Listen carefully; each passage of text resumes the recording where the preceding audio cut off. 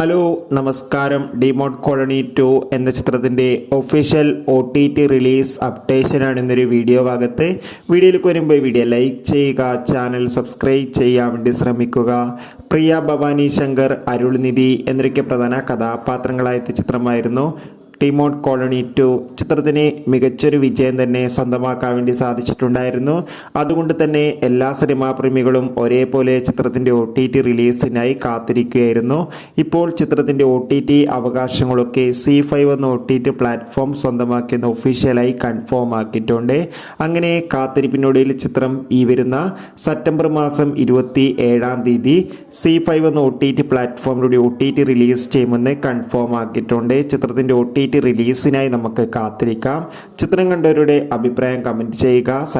October മാസം ധാരാളം ചിത്രങ്ങൾ ഇനി അങ്ങോട്ട് OTT റിലീസ് ചെയ്യുന്നു. ചാനൽ പരിശോധിച്ചാൽ നിങ്ങൾക്ക് കാണാൻ വേണ്ടി സാധിക്കും.